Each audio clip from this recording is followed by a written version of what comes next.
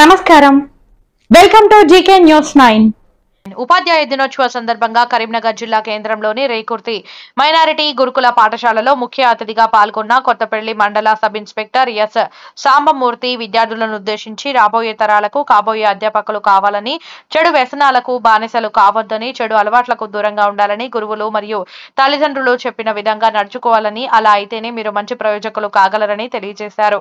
చదువును ఎప్పుడైనా ఇష్టంగా చదవాలి కానీ కష్టంగా చదవకూడదని, మీరు అనుకున్న గోల్ సాధించాలంటే కసితో చదవాలని, మహానీయుల అడుగుజాడల్లో నడిచే విధంగా జీవితాన్ని రూపుదిద్దుకోవాలని, అలాంటప్పుడే మీరు ఏదైనా సాధించే దిశగా ఉన్నత శిఖరాలను అధిరోహిస్తారని అన్నారు. ఈ కార్యక్రమంలో రేకుర్తి గురుకుల పాఠశాల ప్రధానోపాధ్యాయురాలు మౌనిక సోని, 19వ వార్డు కౌన్సిలర్ ఏదుల్లా రాజశేఖర్ మరియు ఉపాధ్యాయ బృందం, విద్యార్థులు తదితరులు పాల్గొన్నారు.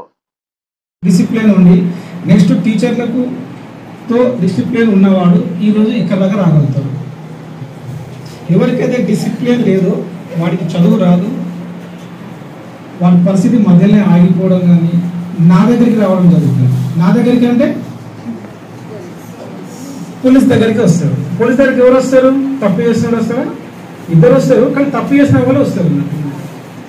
సో నేను ఎందుకు చెప్తున్నానంటే, మీకు అవకాశం ఉంది, మనకు అవకాశం నుంచి ఇక్కడ దాకా వచ్చి మీరు చదువుకుంటున్నారంటే ఆ చదువు అనేది ఇష్టంతో చదవండి, కష్టపడి చదవండి, టీచర్స్కి గౌరవించండి.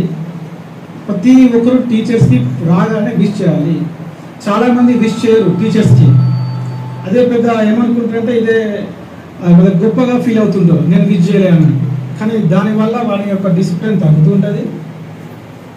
వాళ్ళ లాస్ట్కి వచ్చేసరికి వాని యొక్క జీవన శైలి కానీ వాని యొక్క ప్రవర్తన కానీ లాస్ట్ మేము చెప్పాల్సి వస్తుంది.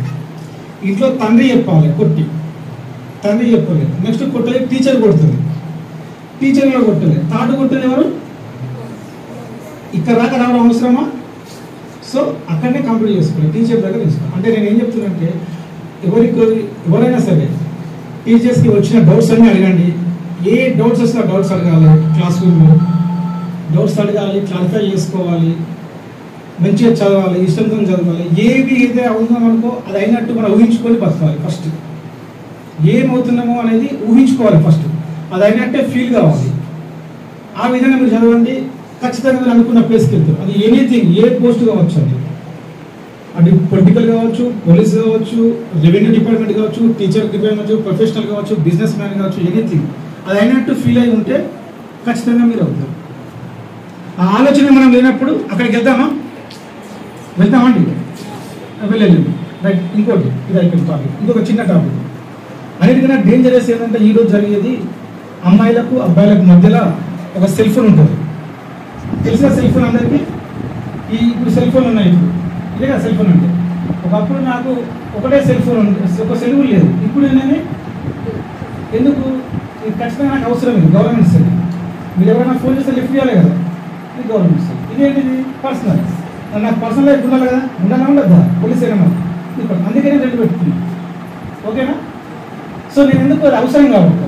కానీ ఇప్పుడున్న యూత్ పిల్లలు ఏం చేస్తుందంటే వారికి అవసరం లేదు.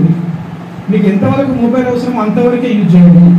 ఆ మొబైల్ వల్ల నాశనమే ఎక్కువ ఉంది, దానివల్ల మనకు ఉపయోగపడేది చాలా తక్కువ ఉంది ఈ రోజుల్లో. ఈ వీడియో మీకు నచ్చినట్లయితే లైక్ బటన్ క్లిక్ చేయండి. మరిన్ని వీడియోలను పొందడానికి దయచేసి సబ్స్క్రైబ్ చేయండి.